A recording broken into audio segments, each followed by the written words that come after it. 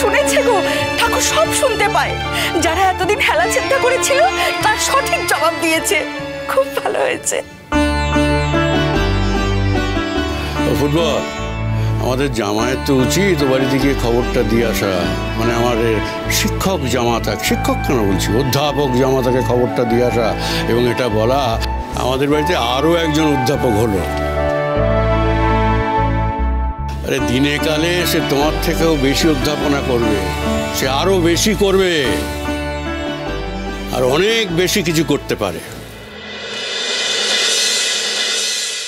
লড়াইয়ের তো কোনো জায়গা নেই, এ তো গুরু শিষ্য সম্পর্ক। ও হচ্ছে তোতার বাবার ছাত্র আর উনি ওর শিক্ষক।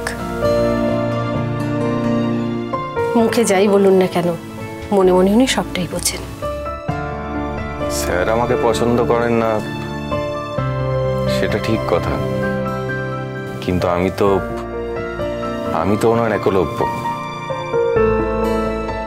আমি তো ওনার ইউনিভার্সিটিতে গিয়েও বলে আসতে পারি এই কথাটা যে স্যার আপনার একলব্য আপনাকে হারিয়ে দেয়নি, আপনার একলব্য চাকরি পেয়েছে।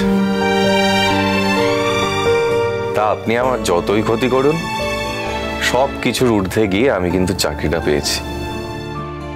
এবং স্যার আমি আপনাকে সম্মানও করি, এবং আজকে আমার দৃঢ় বিশ্বাস যে আপনি আমার ক্ষতি করেছেন বলেই আমি এই জায়গাটা আজকে দাঁড়িয়েছি। ও আসমান দাদা, বলছি তুমি আবার অন্যদের মতো পাল্টে যাবে না তো? বড় জায়গায় চাকরি পেয়েছো বলো, অন্যরা যেন আমাদের সাথে কথাবার্তা কিছুই বলে না, তুমি আবার এরকম কিছু করবে না তো? হ্যাঁ, আমি নিজের মুখে কিছু বলবো না ভাই, তোরা নিজেরাই দেখে নিস আমি বদলাই কিনা। এই দেখ না, তোদের তোতা দিদিকে বদলেছে? ও তো ব্রিলিয়েন্ট স্টুডেন্ট, ওর মধ্যে কি এতটুকু বদল পেয়েছিস তোরা?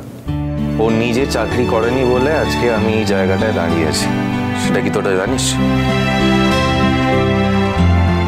এইবার যদি তোর তোতা দিদি নিজের পেছনে সময় না দেয়, তাহলে তোদের তোতা দিদিকে আমি তার মায়ের কাছে এসে ভর্তি করে দিয়ে যাব। আমি শুধুমাত্র একজন গৃহবধূ চাই না, তোতা নিজের ক্যারিয়ার ছেড়ে শুধু আমাদের সংসারের জন্য সময় নষ্ট করবে, সেটা আমি একেবারেই চাই না।